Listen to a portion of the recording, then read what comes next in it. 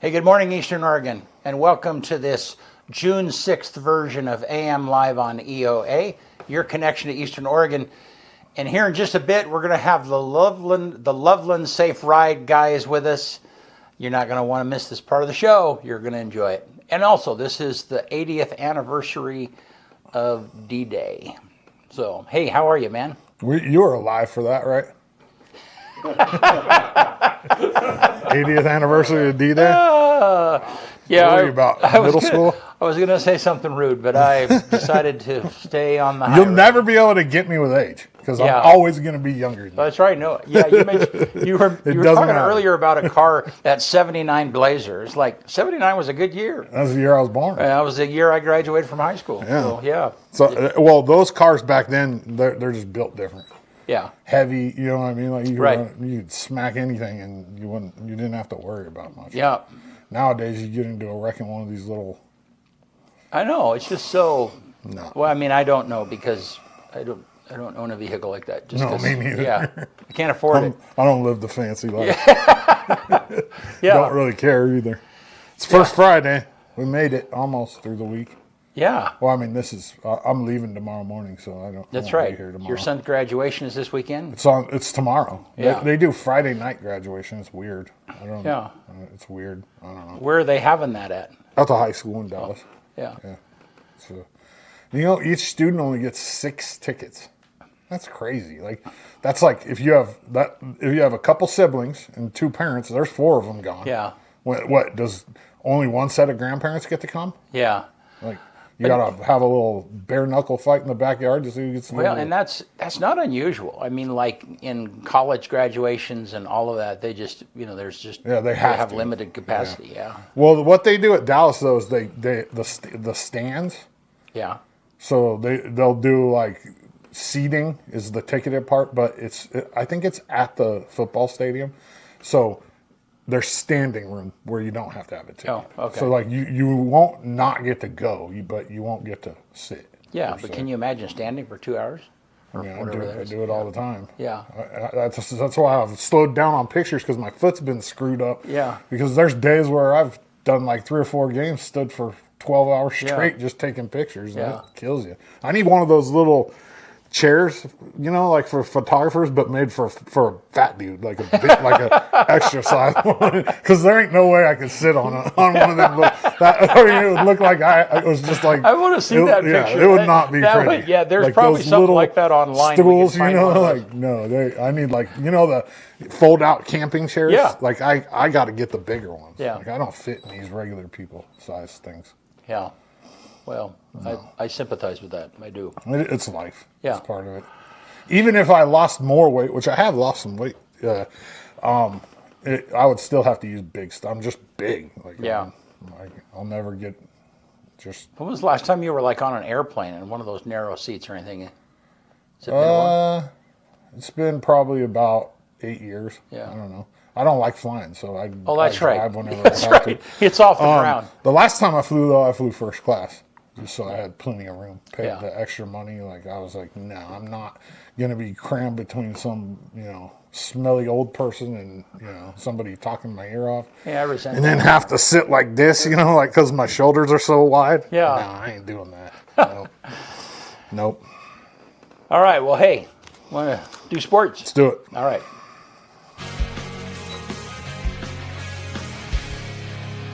AM Sports Report brought to you by Rockin' Sons Tire and Auto.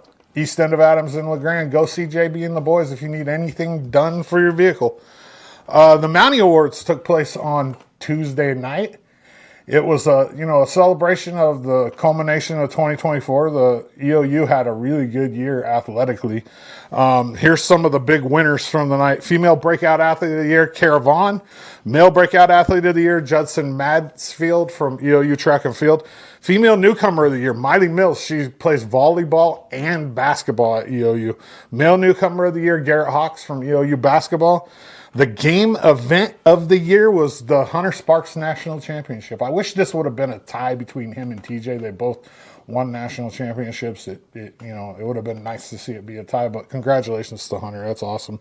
The moment play of the year was the women's track and field 4x400 meter relay team winning the CCC championship. It's crazy because a 4x400 relay team isn't just 4 people. It's like 8, really. It's like all the girls that they always have like a backup for each spot. So it ends up being 8 people. The coaching staff of the year, no surprise here. Ben Welch, Connor Bracken, EOU track and field and cross country. Team of the year, no surprise here. Although it very well could have been softball, it was volleyball. Female athlete of the year and first team All-American, Kaylee Hoskins from EOU softball, and male athlete of the year and national champion, Hunter Sparks from EOU wrestling. Pretty cool night. Benny went out and got pictures for me. They turned out really good, and yeah, it was nice. Benny's got to go anyways. He's part of EOU track and field, so I said, take your camera and get me some pictures, and he did. It was cool. Congratulations to Tigers, Quentin Thyler, Kai Carson, and Carter Peasley for making the 4A baseball Oregon All-Star game. It's not like they don't take like the all conference guys. I don't know exactly how they do it. I think it's kind of like the Shrine game where coaches nominate their guys and then there's a vote, but it's still cool regardless. Shrine game, July 27th of this year in Baker City, 7 p.m. with all the events starting at 6. If you want to, advertise right here on EOA Live for the game. It's a regional broadcast. A lot of people watch it. It's a great value. Email us at eoalive.tv or office at eoalive.tv or Kyle at eoalive.tv. Here's a peek into last year's jersey handout and a quick word from our play-by-play guy, Willie Mack. Now let William McLaughlin take over. My name is Will McLaughlin. I've been a play-by-play announcer at the collegiate level. I was once a Shriners Hospital for Children patient, and you can see that by just looking at my hands. What you did as athletes to get to this point, it's hard work. No one takes that away from you.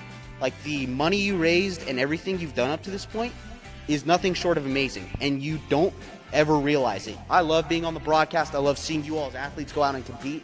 So have a great weekend. You're the real heroes. Go on, go out, kick some ass, have some fun. Thank you for having me here.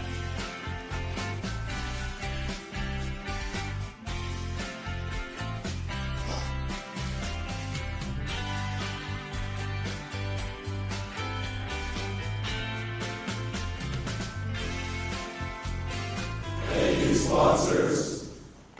And before the sports report's over, I'm going to throw up the QR code again for the McKinley family for the fundraiser for Cade's Courage. Cade's a freshman at LHS, 3-sport athlete battling some sort of Ewing sarcoma cancer, and they could use your help. So if you have the ability, scan that QR code. It'll take you right to the GoFundMe account page. If you don't want to use GoFundMe, go to U.S. Bank, tell them that you're there to donate for Cade's Courage or the McKinley family, and they'll help you out. And Sports Report brought to you by Rockin' Sons Tire and Auto. Go see JB and the boys. All right. Good stuff. Thank you. And Benny did do a good job with those pictures, man. Yeah, he did. All right, let's take a look outside. And it's getting warm. It's going to be a beautiful weekend. It's going to be hot today. Eastern Oregon Stock Show. Yep. And let's take a look at that weather graphic. So 82 today, and then 83 tomorrow, 85 Saturday, 77. So yeah, so it looks like it's maybe a little bit of chance of showers on Sunday, but they are going to sneak some rain in during Stock Show. Yeah, I mean, they have to. I told you there was going to be at least one day where it has to. That just has to happen in order for that to happen. Yeah. Yep. So, yeah. Well, good. Well, hey, we're going to get right to our guest.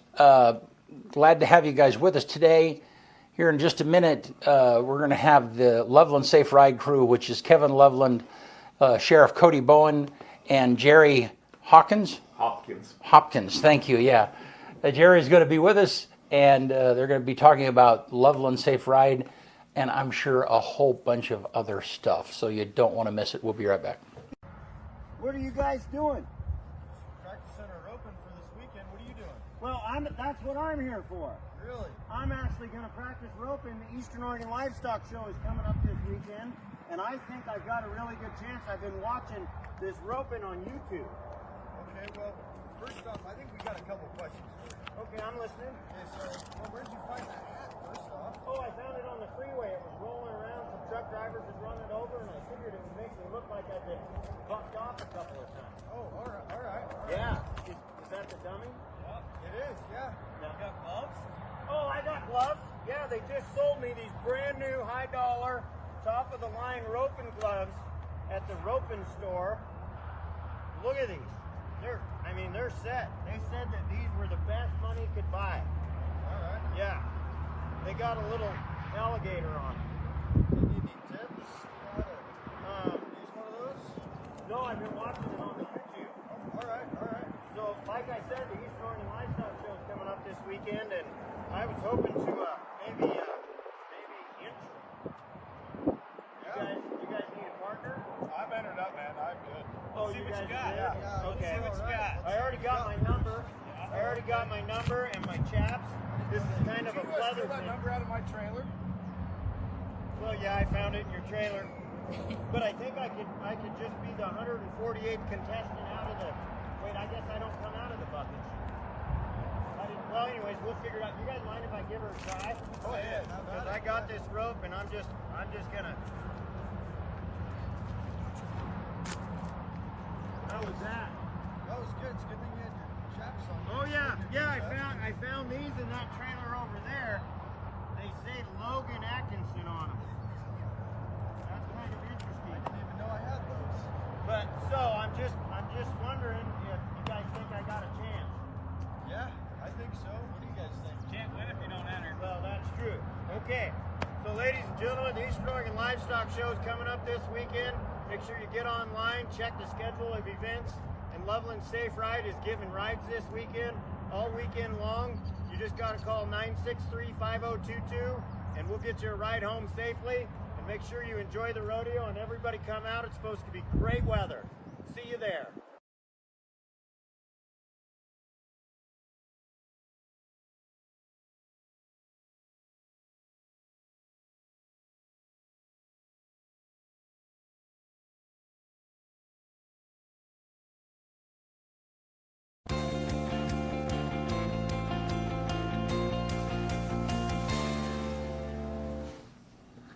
All right, we're back.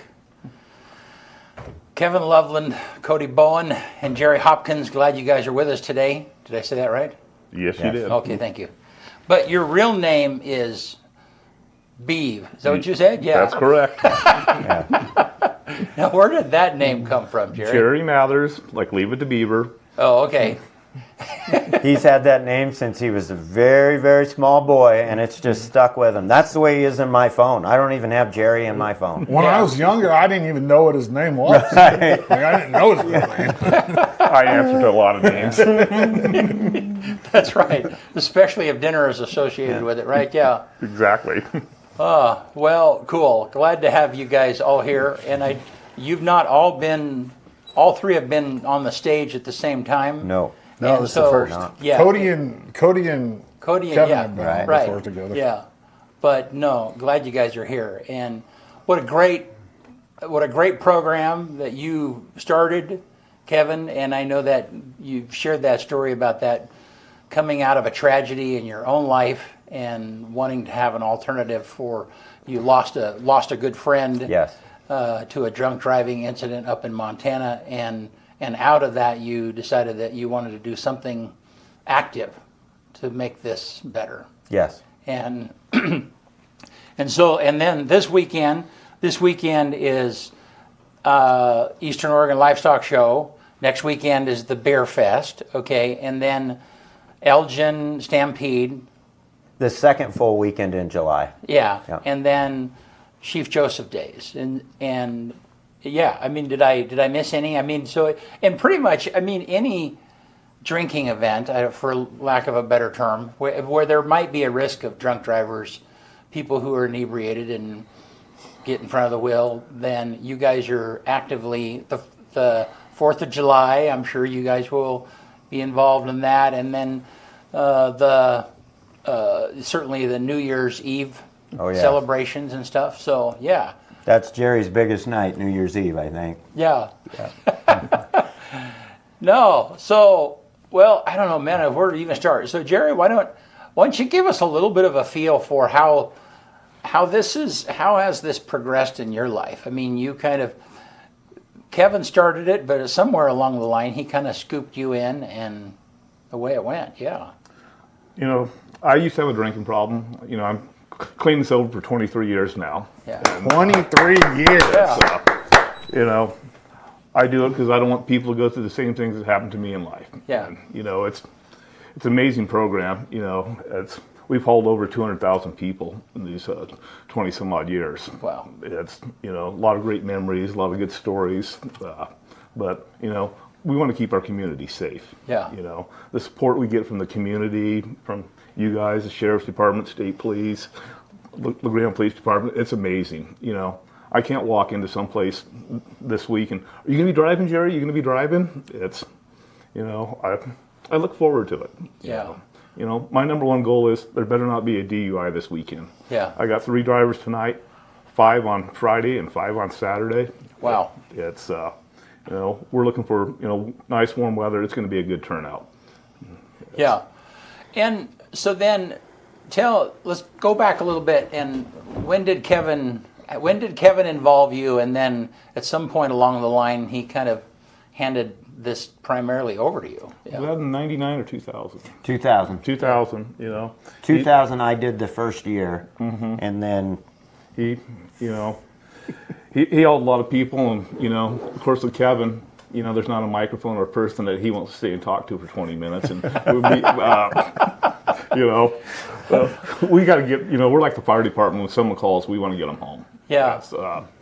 And so I kind of said, Kevin, I want to, you know, help out with this program. And, you know, here we are 20 some odd years later. And, you know, we're doing more events each year, from, you know, the rodeos to Rocky Mountain Elks Foundation, Ducks Unlimited, beer festivals. Yeah. It's such a great program. I'm proud to be part of it. Yes. Now, do these events reach out to you, or do they? I would or just prefer they reach out to intuitively? me. Yeah. Sometimes I get, you know, a couple hours notice. Hey, Jerry, I forgot we're doing a driving event. Yeah. But that he's talking about me. He's talking about you. Okay. I wasn't going to say a thing, but, you know, we get things together real quick. Yeah. I mean, you know, if Kevin says, oh, I forgot to tell you there's a driving event tonight, you know, I can call our local dealerships, Legacy Dodge, Legacy Ford, MJ Goss, the other guys, and they'll donate a vehicle to us in a second. I mean, they're just great support for our community. Wow. That's awesome. What are you driving tonight? You know, I haven't picked up a rig yet, but You don't know yet? Yeah, I don't know yet. It's, you know, Hopefully it's like that Yeah. Wagoneer that we drove a couple of years ago was sweet, dude. They're not old Subarus. no, they're not. Yeah, they're not station wagons with paneling on them. I mean, the dealers take very good care of us. Yeah. Yes. Well, and that's awesome. And your drivers are. I mean, the thing that's interesting about this, or that is attractive about this, is that everybody's so passionate about it. Your drivers are passionate. The dealer. I mean, because of how it ends up. I mean, what the cause is for. Yeah. I mean, do you have troubles recruiting drivers? Oh boy, no, I don't. You know, Yeah. I've surrounded myself with a great crew. Yeah. That make me look good. You Yeah. know, that's. I got people all the time wanting to drive. You know, it's going to be a little interesting. You know, starting up in Wallowa County, but Right. you know, I've already had people contact me, and we're going to have some drivers up there, and I'll be up there this year to, you know, train them the way we want it done. Yeah. Yes. Well, and so talk about that. So you Loveland Funeral Chapel recently purchased the funeral chapel up in Wallowa Enterprise. County. Yes, Yeah. we did. Yeah. Yes, we did. And so then, I mean, talk about that a little bit, and then how that, I presume that's kind of, I mean, you probably already were trying to get to Wallowa County, but that's kind of like You got property there now, so. Oh yeah, so my great grandparents homesteaded there. Oh. And so for years and years and years I've wanted to own that place, and it just had to be the right time. We would get a lot of phone calls from family members and friends of family members, but because of that funeral home being up there, I always tried to respect their business.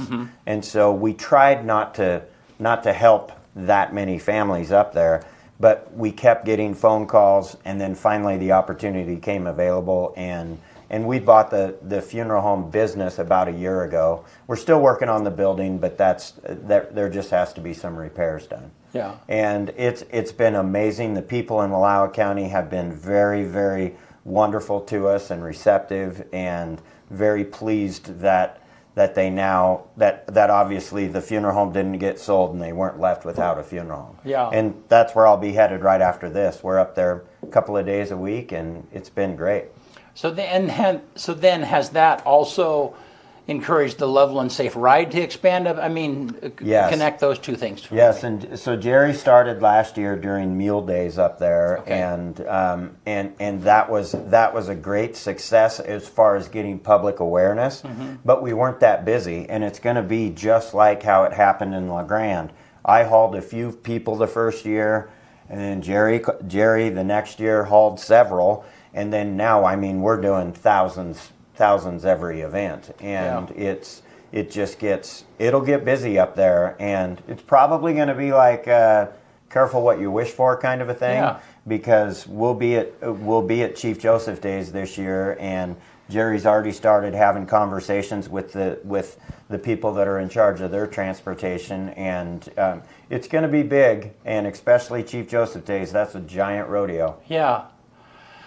So do you think, and I'm trying to think, Jerry, this might be a question for you, are there any events or in any things in Wallowa County, are there any things that's like, okay, that's going to be a little bit more off the hinge?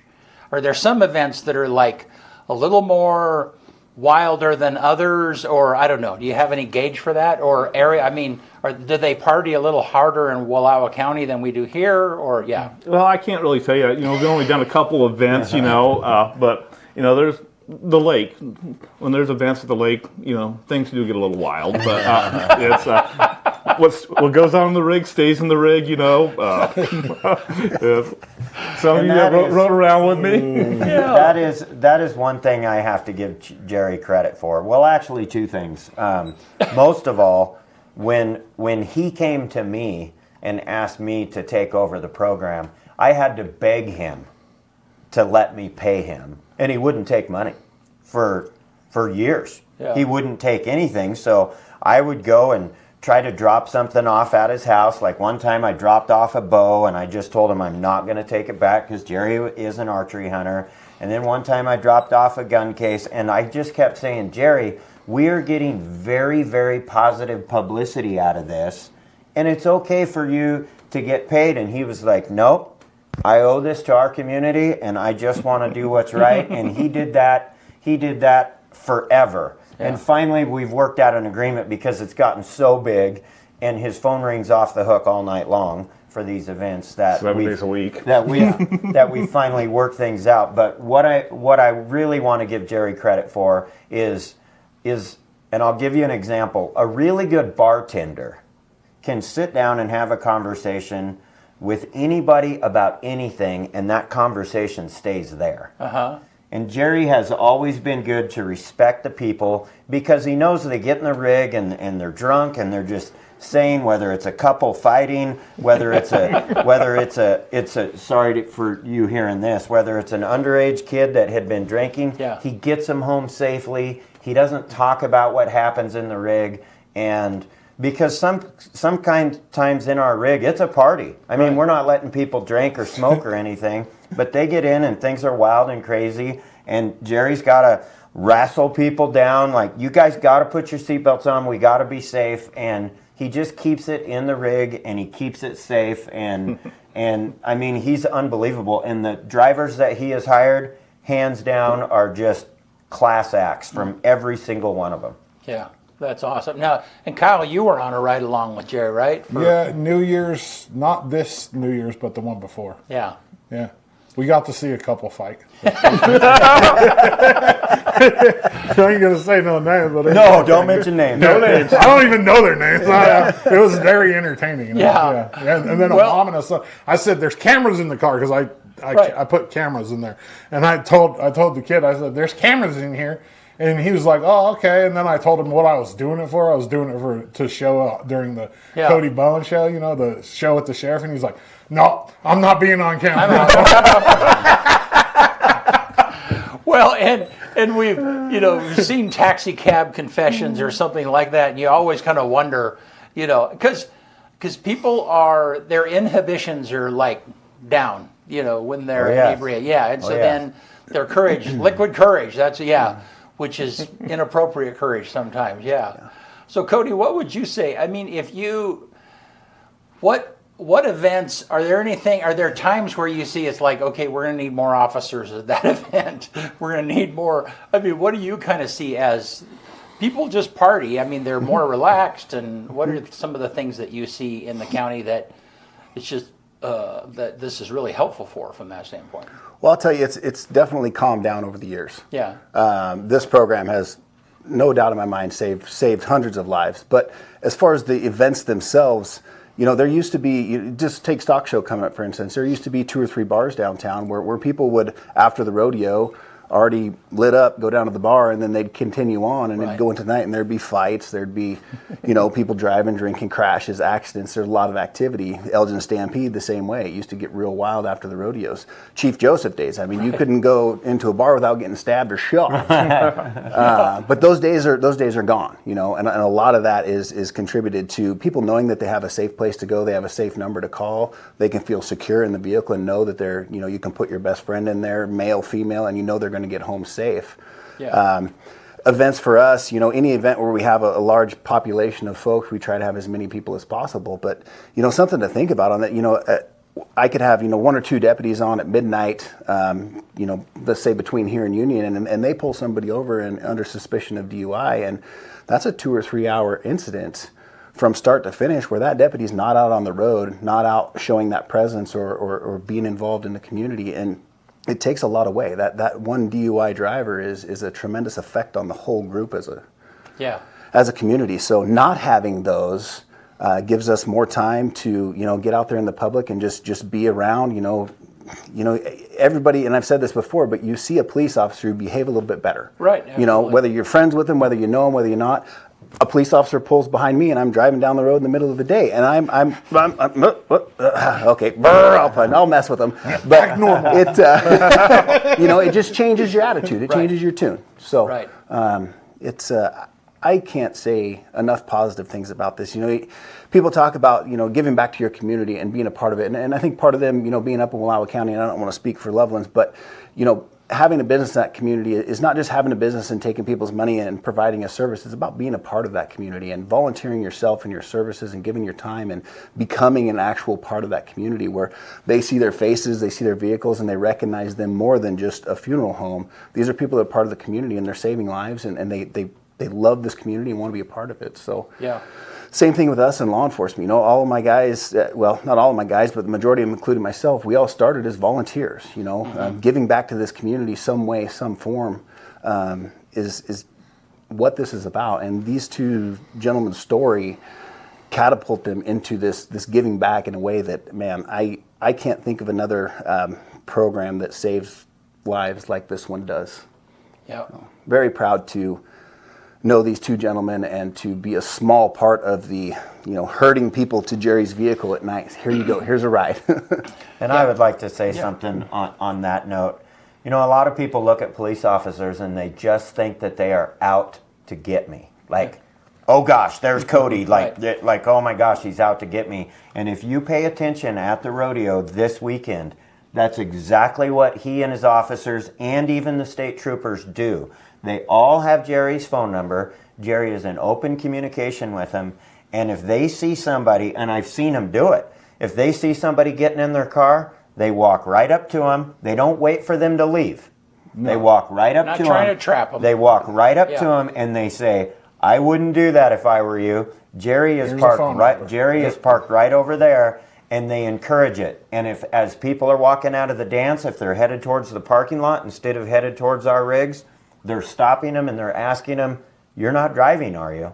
Yeah. And I really got to give you guys huge kudos, because everybody thinks that Cody and the sheriff's office and all these police officers are out to get them, and they are there for one reason. Yeah. To keep our community safe. And if people would change their mindset and just watch these guys this weekend, I think they'll have a very clear understanding that we're all there to have a great time. And trust me, I'm going to have a good time tonight. Mm-hmm. I'm going to take my safe ride home from Jerry, and because I'm going to have a few beers at the rodeo, and that's okay, at least in my book. But I'm taking that ride, and trust me, if I tried to get in my vehicle, Cody and I are great friends, he would pick me up, probably handcuff me, and put me in that vehicle himself. And he can do it. I've seen him in action one time. I went on a ride along. He's not just a pretty guy in a cowboy hat. He's kind of a bad dude. He really is. There was a guy about to hit a couple of teenage boys, and Cody took him down like that. It was kind of impressive. It was fun. You're my hero. No, well, and there's so much that you guys just covered that I guess one of the things that, going back to what you said about people that own businesses here in the community and they give back. Yeah. You know, and that is such a, that people miss that often. They might not know when they, in the people that are our sponsors, Northwest Furniture and Mattress, and Rock & Sons, you know, Hobby Habit. There's just a ton. I'm probably missing, you know, Loveland. You know, we do all of those sponsors. We love them being a part of our stuff because Valley Insurance. We love them being a part of our stuff because those are also the folks that they're sponsoring the baseball teams, the Little League. They're giving back. I mean, and I know. I know that that's a load. Every kid in high school, they probably see him a mile away going, okay, I got to get out my checkbook, or, you know, where do I sign, you know? But that is what makes our community what it is. It is. Yeah. And then to the being afraid of police officers or law enforcement. It wasn't until I was in LeGrand that I actually became friends with somebody who I knew was in law enforcement. Ever before then, I was just in bigger communities, and I just didn't have that opportunity. And so I certainly had that attitude of, you know, when I would get pulled over, like, oh, I felt trapped, or I felt like somebody got me, or when, you know, I get it. But one of the advantages of us, this area, is that, yeah, these people are our friends. They are our neighbors. And that makes such a difference. They're not out to get us. They're out to, you know, just keep a lid on things, you know. And that's, I don't know, that is just such a powerful thing for our community. Yeah. Yeah. What are you thinking? You're shaking your head. Well, it's great working with the cops. I mean, you know, they'll call me, or, you know, we have a good time when we're doing the events. Right. I mean, we're all in communication. Right. It's, you know. And speaking of good times, didn't you get some, what do you call that? Cornhole boards to play? So we need Loveland Safe We need to tell people, if you're walking by the safe ride vehicles at the rodeos, we're going to have a cornhole board out there, and you can try your luck with cornhole and talk to the drivers, and it's going to be a great time. Yeah. So now, and when people do get into the rigs, they're going home. They're not going somewhere else, right? I mean, do they kind of know that it's like... That's, you know, it depends on how busy we are. I mean, we will drop them off at other places. You know, we prefer to take them home, you know, to make our night a little bit shorter. But, you know, if we're not super swamped and have 50 people waiting in line to get in the rig, we'll run them downtown. I mean, it's, you know, we're taking care of Union. That way they can get some more money in their community. Right. I mean, you know, we're here to, you know, I don't want you to drive, you know. Right. And sometimes it's just, you know, a quick trip, you know. But as Kevin said, you know, there's no questions asked. If you want to ride home, if you're 99 or 19, you know, as long as we get you home safe, we feel we're doing our job. I mean, it's, yeah. Well, so Is there any stories that you guys want to tell on each other? I'm sure Nope. Kevin, you might have like, or is there a funny incident that might have happened between you guys that is like, that you can share publicly? Well, go ahead. Do you remember at the end of the movie, The Hangover, when they all watched the pictures and then they destroyed them? Yes. That's kind of where we're at. We'll never look at these again. Yeah. We'll never talk about these again. That's great. That is perfect. Yeah, That's a good it never happened. Yeah. Yeah. Oh, the other thing I was thinking about when you were talking was the sacredity of volunteers. Mm-hmm. There's a lot of people that they just don't understand that, especially if they're in a paid position, and you get this. If you're in a paid position and you have paid staff, but if you have people that are volunteering for you, Yes. you don't, you can't pay them for what they're doing as a volunteer, not necessarily, and so then they become one of the most sacred things in the operation. That is correct. Yeah, and That is correct. yeah, when I've been in those things and I've had paid staff that were hard on volunteers, is like that was a come to Jesus moment for them, because it was like you don't understand.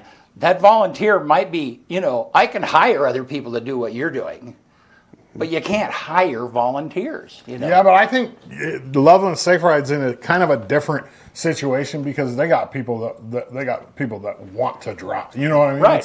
It's such a sought after position, even as a volunteer, that they don't have to worry about that. Well, and while we're talking about that, if you ever truly want to understand what happens inside the Loveland Safe Ride rig, just don't drink and then catch a ride home at about 1 o'clock in the morning. Yeah. And then you will truly understand what our drivers have to put up with. And I do say put up with because there's language, there's insults, and it's because people are drinking and they just say whatever the heck it is. Yeah. And so, but what I do want to say is before you get too intoxicated or start indulging in your night, put a little bit of money in one pocket.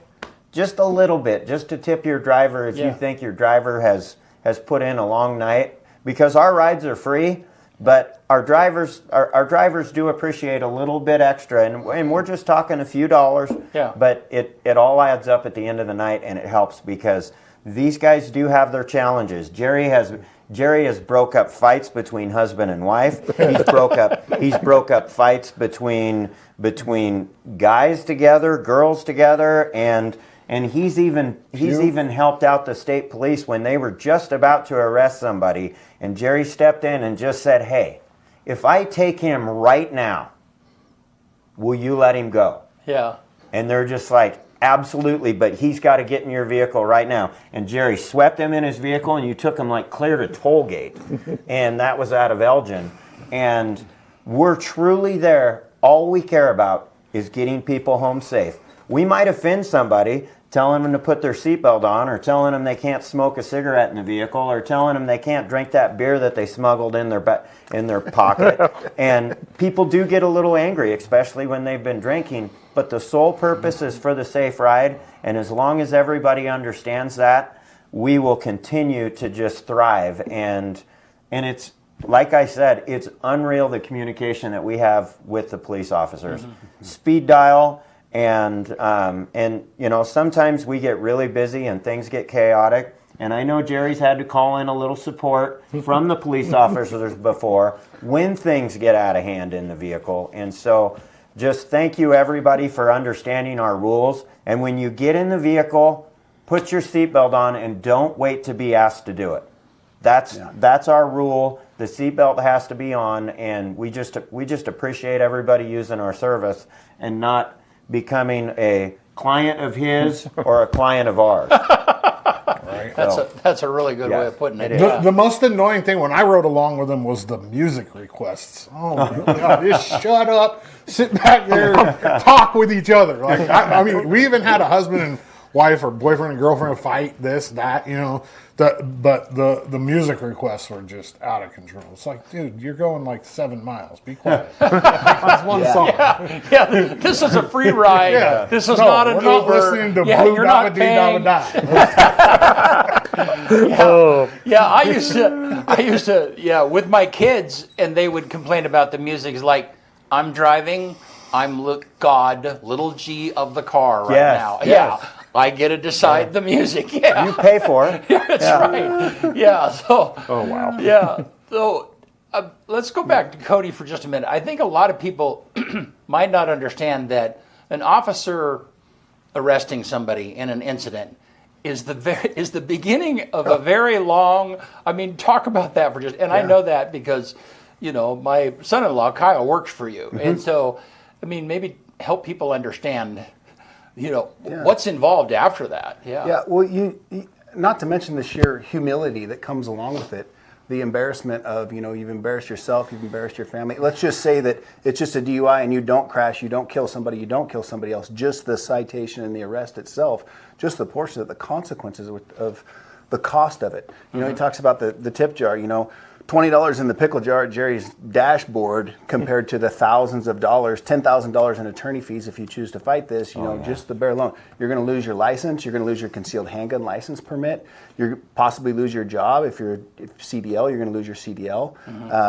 And then your name's broadcasted everywhere, you're talked about around in the kitchen at work, I mean, the amount of stuff that comes with it and years down the road, it's so not worth it, and I think that's a lot of the reason why when there's a different option for someone to do, they recognize that before, and if they can think about it when they're sober, if they can put that number in their phone on the way out to the rodeo, just in case, have it on their phone just so they can make that phone call instead of I'm okay, I only had a couple every hour, so I can drive.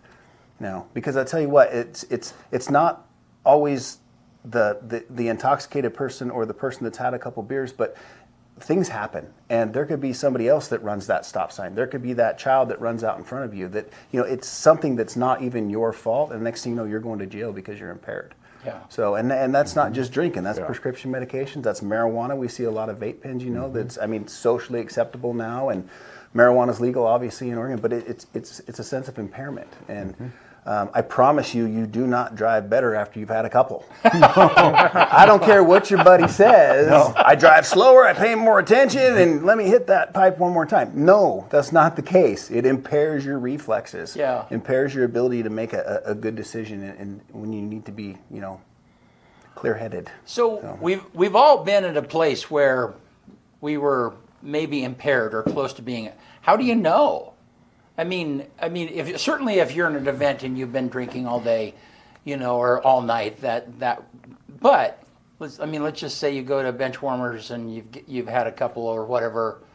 I mean, how do you know? I've been in that situation.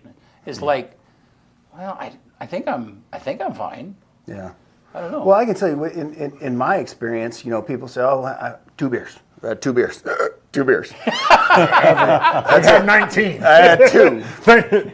2 an hour all day. They were 44 ounces. There was this impression that, when the .08 came out, as long as I can keep it under a .08, I'm not going to get a DUI. Well, that's not the case. We've arrested people and given them DUIs with, a .02 or a .01 or a 0% blood alcohol level if there's some other factors on board, Good. Cold medicine and a Coors Light, that combined, you've got quite a level of impairment there. Each individual person, as an adult, you need to recognize what you're being responsible for. A lot of people that I know that after they've had 2 beers, literally real 2 beers, whether it's in the can or in the draft, whatever that is, they don't drive. That's it. 2 beers all day long, that's fine. Yeah, I'm okay. Me myself, I can tell when I've had too much to drink or when I'm feeling impaired. And if I'm even close to that, I don't risk it. It's just flat not worth it. Yeah. How long does it take you? If okay, I'm impaired, I'm not going to drink for the next. Do you even? and that's too personal of a question. You know, how long does it take you to feel like you would be capable of driving? My wife's at home watching right now, and she's like, "Oh, honey, please be careful with these." Yeah, It's pretty simple. The next day. yeah. I can actually tell you, as his friend, he would never drive after Right, drinking. but I guess I'm just talking generally, and I'm not meaning to pin you down. Sure. So it's like, you know, I mean, if somebody's like, okay, I'm just going to sit here for the next 2 hours and not drink anything. Yeah. It's They're different still for every probably- person. Each person's metabolism metastasizes alcohol at a different pace. And at a you different said level. the next day. Yeah, that would be a good rule to follow. 8 hours. I would tell you in my put a sleep in profession- between it. That's Yeah. what I say. In my profession, especially being an elected official, you know, I'm on duty 24 hours a day, 7 days a week. Right, You know, I can check away from that and, you know, put the gun away, put the badge away, and enjoy and have a good time with some friends. But I never know when that phone call is going to come. You know, being the sheriff, the chief law enforcement officer, you know, there could be a call that comes in at any time. So for me, if I've had a night where I've been drinking or something, you know, I won't respond until the next day, until I'm, you know, completely 100% out of my system, because it's just not. There's no chance that there's no way that I would want to take that chance to have alcohol in my system and responding somewhere, especially if I was driving code or going somewhere to help out in a situation, and having any type of impairment at all would you know, detrimental, not only internally but, you know, outside in the world. It's I can't tell you. All I know is that it's different for each person, and I would encourage everyone to err on the side of caution. And especially with this service that these guys provide, there is no excuse, no reason in the world. Mm-hmm. You know, we talk about the costs and the consequences, and Average DUI in Oregon, first DUI costs $5,000. yeah, That's if you don't fight it. if you don't fight it, that's No, just that your includes fines. $3,000 for legal fees. I just looked it up. Okay. It's right around $5,000 for the first DUI. That's a lot of money. That is. Yeah. I say, if you even question in your head, should I drive or not? Don't get behind the wheel. I agree. It's that simple. absolutely. It's I like, agree, if you're even questioning it, you're like, yeah, you probably had too much. You know what I mean? Like, there's no. But then again, you have your inhibitions gone when you're drinking, so it's really hard to. So it's always good to like have a part, like somebody that's, you know, saying, hey, don't do that. Like, you're an idiot. Like, Well, everybody just needs to have Jerry Hopkins as their best friend, like I do, and it works out great. Yeah. Yeah, well, and back to the volunteers real quick. I guess the drivers, every volunteer, everybody does something for a particular reason. Yes. I mean, if they're being paid, you know, maybe they're getting paid a lot of money and they're doing it just for the money. A lot of them, there are other people that do it because they love the job and they're getting some money. Volunteers volunteer because there's something in that for them. There's something in it, checks the box for them. But every volunteer can be so regulated or so scheduled that it takes the joy out of it, and they're like, yeah, it's not worth the hassle anymore. You know, I probably got 10, 15 people that want to drive here Right. in Union County. Right. And At every time- least. Yeah. Yeah. You know, they're on our driving program right now. And they all call me, hey, do I get to drive this event? Do I get to Right. drive this event? It's fun. You know, the hours that me and my guys and your office staff, Pam, and everyone puts into this, Yeah. you'd be surprised on how many hours it takes to get ready for a rodeo or a beer festival, or how many Right. phone calls that me and Kevin have to have. Right. You know, it's there's a lot of time involved in every event. I bet we talked 10 times yesterday just sorting things out for this it's weekend. From Pam making the flyers to and going to get candy for the parade tomorrow. I mean, it's just not one person. Right. We've surrounded ourselves with great people to make us look good. Yes, we do. Well, and the volunteers That's is what mean. That's just a signal of good leadership. That's the bottom line. When you have volunteers that are ready, they're willing to do that. They step up. They spend their time.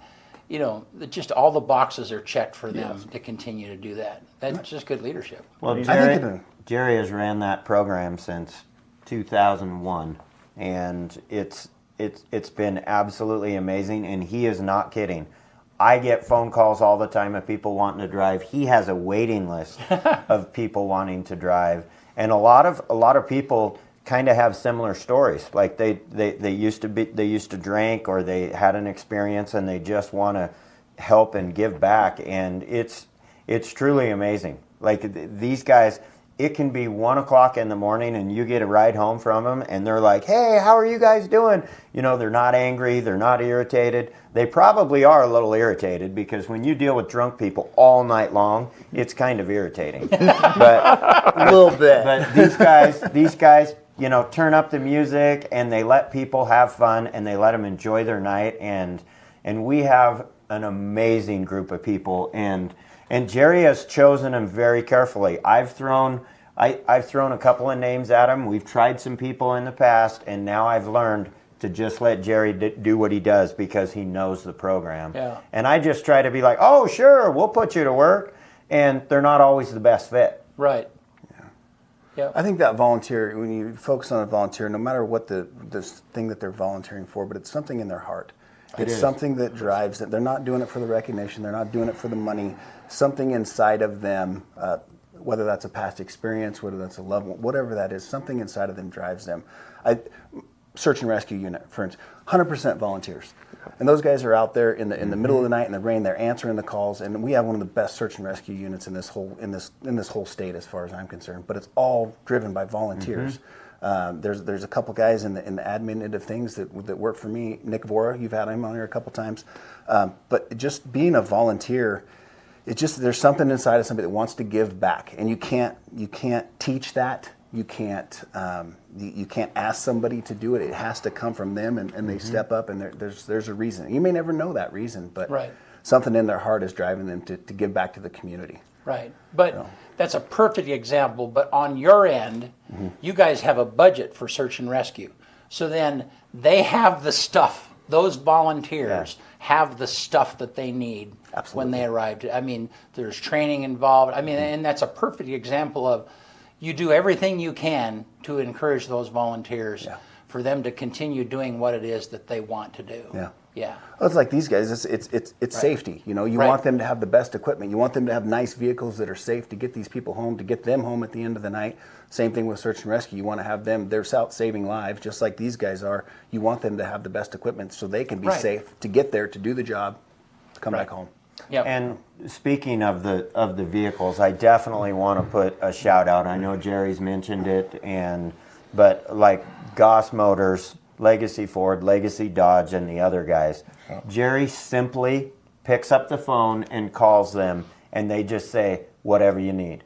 And normally we're picking up a vehicle with a full tank of gas. And a lot of the times we're dropping it off empty, and they don't ever complain. And the reason why we're dropping it off empty is we've already filled that thing up several times throughout the weekend. I mean, this program is not cheap to put on, but the dealerships never complain. We pick up their cars clean, and we bring them back completely trashed, dirty, dusty, and they never complain. And these dealerships are the dealerships that you need to be calling.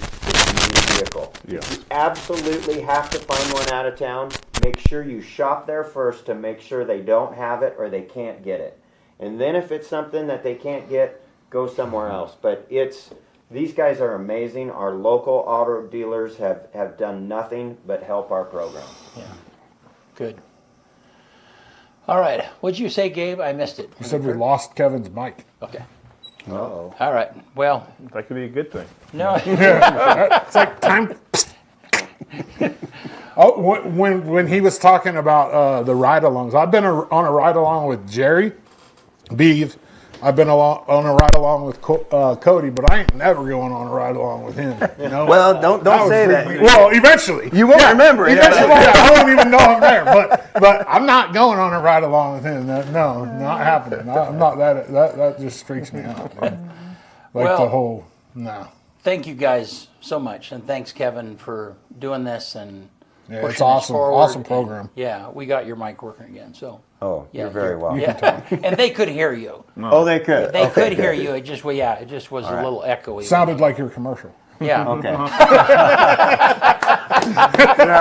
Yeah. We were just mimicking it so you can see it. That was done with a cell phone, and next time I'm calling you guys. You better call it, yeah. I definitely realized if I'm going to take it to that level of acting. By the way, I will be signing autographs at the rodeo. If the clown doesn't make it, are you going to be out there in the middle of the arena? Oh goodness. Yeah, and I mean, we love supporting these things. I love supporting these things. I mean, I ran unsuccessfully for commissioner, but one of the things I listed was the things that over the years EOA Live and Tanya and I have given our money and our efforts to. And Loveland Safe Ride was one of those things, just in this manner, because it's something that makes a difference. Again, that is our way of supporting the volunteers to continue doing what it is that they need to do. Well, thank you. And we do. We really thank you for letting us go, because I remember years ago one of my really good friends walked right, and it was our good friend, walked right in between the two Loveland Safe Ride vehicles, and then he got a DUI on the way home. And the first phone call he made, other than getting the ride home out of jail, was to me saying, I should have taken that ride. Yeah. And without the awareness, without you bringing us on this show, and just telling people, please take that ride. If we can't get the word out that we're going to be there, then it's going to be unsuccessful. So I want to thank you. You've had us on several times. You promote our program, and I want to thank all of you guys, because it means a lot to me that people are taking this as serious as we are. Yes, thank you. And I want to say that you sponsor the Keeping It Clear with Cody, Loveland Safe Ride. Yeah. And people often, they might not understand that the content that we bring to you comes because businesses step up and sponsor stuff. Yes. Yeah. Yes. And so it's a give back situation. It really I is. mean, you and I have been doing business for a long time. Yes, we have. Because we've been streaming funerals and stuff. I mean, that's how we got into the streaming game, was figuring out how to stream services, and we still do that. I mean, I think we've got a couple. We've been busy recently, and so, but that part of the business, which is kind of hidden, then supports this side of the business. Yes, it does. That is very visible, and we can't do it. I mean, we just can't do it without people like you. So that circle is it's critical to what we do. But it's critical to keeping our community alive, the people that give back and sponsor baseball and whatever. And that's, I mean, don't get me wrong, I love the economic development that happens when people from the outside they'll come in and they'll build a hotel, or they'll build a whatever it might be. All of those things are the things that we need in order for our lives to continue to be comfortable here in Eastern Oregon. But what really makes the wheels go around in Union County and Eastern Oregon are the mom and pop shops that hire folks, that pay them, that advertise locally, that contribute. That's what makes our little world go around. And I want to do just a quick commercial for you, because I'm sure that you have heard that the Observer and all of the small local newspapers are completely closing in July. Yeah, they're combining into one. Yeah, they're combining into one and going online. And but it's all digital. And it's going to be the East Oregonian. Yep. You are going to get busy if people believe and understand in your business. And I can tell you, I have been sponsoring on your program, and I have had hundreds of people throughout the years tell me, thank you for sponsoring Cody's show, and when we were sponsoring the sporting events. And because the newspapers, our local newspapers are closing, I would give these guys a call and get your sponsorship set up and start getting your foot in the door, because you're going to get busy, and there's probably not going to be room for other people to get in on your show. And we've been there for years, and I'm not giving up my spot for anybody. Yeah.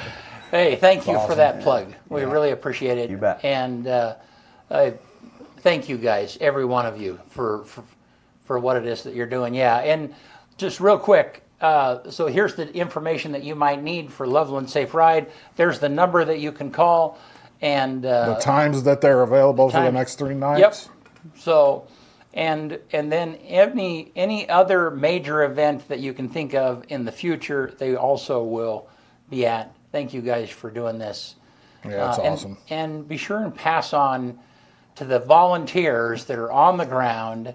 Maybe they're getting tips, but that's really the tip of the spear. It really is. Thank you. Yeah. Thanks so much, guys. Thank you. Thank you. Yeah. Awesome. All right. You want to get us out of On here? this day, June 6th, 1835, James Gordon Bennett Sr. publishes the first issue of the New York Herald. It cost 1 penny. 1 penny. That was probably a lot of money back then.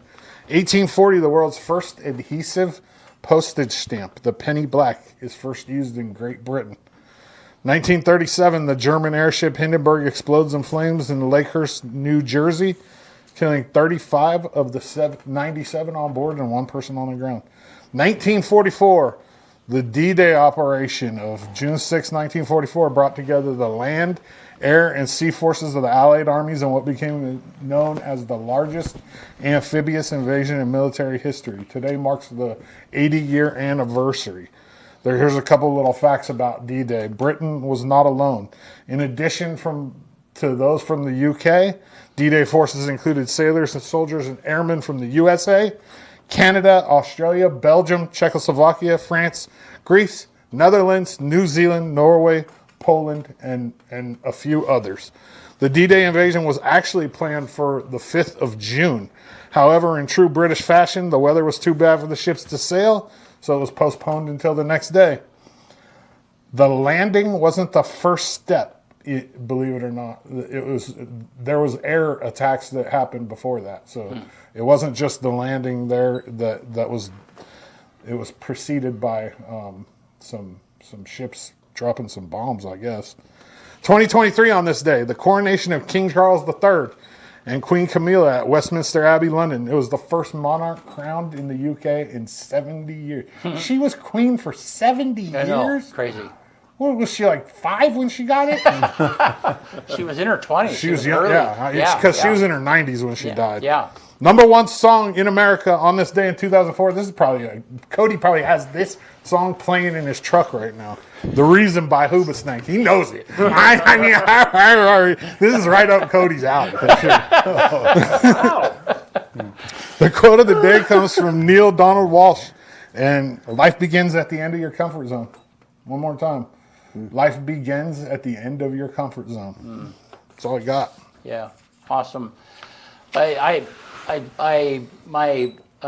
college professor was he wasn't in D-Day, but he was in the Battle of the Bulge. He was part of the troop that landed very shortly after that. And I don't know a lot about World War II. I'm not a big history dude. Yeah, it's a monumental event, and if you happen to have the honor of still knowing someone who is alive, please take a moment and thank them. They'd have to be like almost 100. Yes. To be alive still. World War II guys, I mean, if you were 18 when D-Day happened, you'd be 98 today. Yep. Wow. Yep, so there's not many of them alive. There's a handful, but not a lot. And it was, a lot of people know that D-Day was the beginning of the end. I mean, the war went on for, I think, 11 months more before Germany finally surrendered. So, hey, thank you guys. Yeah, we appreciate you. Yeah, thanks for being with us. Yeah. Don't forget, call Loveland Safe Ride if you've had anything to drink. It's not hard, and nobody judges. That's the best part. Like, it ain't like Beef's pulling up like, look at this degenerate. No, he's like, yeah, let's go. Like, turn up the music. Let's go. All right. It's the popular thing now. It's the cool thing. Yeah. Yes, it is. If you want to be cool after the rodeo, when the show's done, hey, having to go get your car the next day is a lot better than paying for a DUI or killing somebody or killing yourself. Yeah, absolutely. I mean, call me. I will give you a ride back out to Union in the front seat. In the front seat. I'll offer that in the front seat to go pick up your vehicle. Yeah. Dang, if I was still a drinker, I'd be taking. Call me. I don't even drink. I'm calling you. Got it. Bud Forrest says thank you for all you're doing in the community. Yeah. All right. Thank you guys. See you soon. Yep.